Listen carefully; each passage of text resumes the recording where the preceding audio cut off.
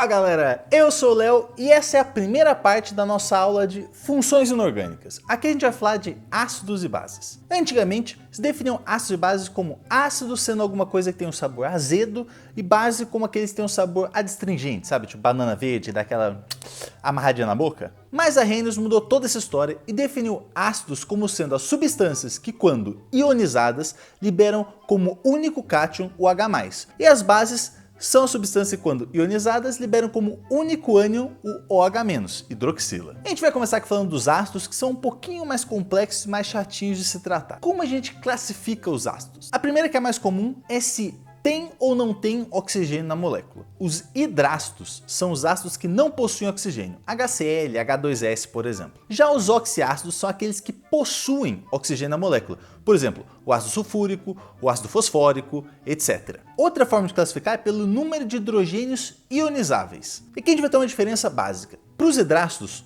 todos os hidrogênios são ionizáveis. Já para os oxiácidos, apenas os hidrogênios ligados a oxigênio são ionizáveis. É que os nomes são bem simples, certo? A gente tem monoácidos como HCl, HNO3, os diácidos como H2SO4, os triácidos como H3PO4 e os tetraácidos como H4P2O7. Agora, uma coisa que é muito importante é a força dos ácidos. Quando você joga um ácido em água, nem todas as moléculas do ácido se ionizam. Por isso a gente tem o grau de ionização, alfa, que é o número de moléculas ionizadas dividido pelo número de moléculas adicionadas. Se esse alfa é maior que 50%, o ácido é forte. Se ele está entre 5% e 50%, é moderado, e se for menor que 5 é fraco. Para os hidrácidos é uma tabelinha até que bem simples. Os ácidos fortes são HCl, HBr e HI. O moderado, HF, e os fracos H2S e HCN. Agora, para os oxiácidos é um pouquinho mais complexo e a gente vai usar a regra de Pauling. A força de um oxiácido é indicada pela diferença entre o número de oxigênios e o número de hidrogênios ionizáveis na molécula. Se for 3, o ácido é muito forte. 2, ácido forte.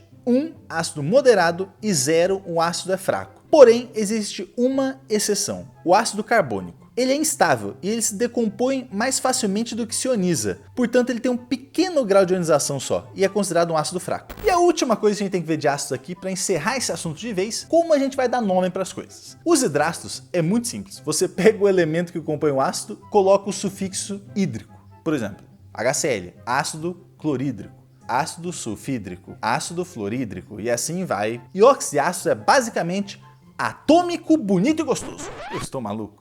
Não, meus amigos, eu sou maluco, mas nesse caso eu sou maluco consciente. Se o sal termina em ato, o ácido vai terminar em ico. Por exemplo, sulfato. O ácido é o ácido sulfúrico. Nitrato, então é o ácido nítrico. Por que é bonito e gostoso? Porque se o sal termina em ito, o ácido vai terminar em oso. Por exemplo, o nitrito é o ácido nitroso. E esses nomes, na verdade, eles variam pela quantidade de oxigênios na molécula. Vamos pegar aqui o clorato, ClO3, forma um ácido clórico. Se eu acrescento um oxigênio, HClO4 é o ácido perclórico. Se eu diminuo um oxigênio, vira o ácido cloroso. E se eu diminuo mais um oxigênio ainda, aí é o ácido hipocloroso. E chegamos finalmente às bases e agora é tranquilidade total. Basicamente, a parte positiva das bases vai ser sempre um metal e a parte negativa vai ser a hidroxila, o OH-. A classificação é super tranquila pela quantidade de hidroxila. A gente tem as monobases, as dibases, as tribases e as tetrabases. Todas as bases são solúveis em água, exceto o hidróxido de amônio. As bases fortes são as que se ionizam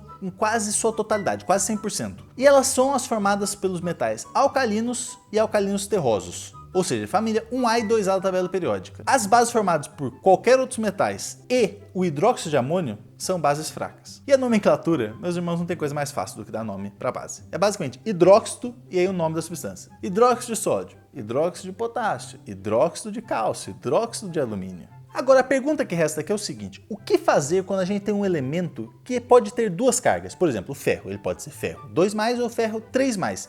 Então ele vai poder gerar dois tipos de bases diferentes. E é exatamente essa pergunta que eu deixo para vocês. Qual é o nome das bases formadas pelo ferro? E é isso, galera. Espero que essa aula tenha ajudado vocês. Já eu volto com a parte 2 para a gente finalizar essa aula. Eu deixo vocês com um grande beijo, um abraço e eu fui.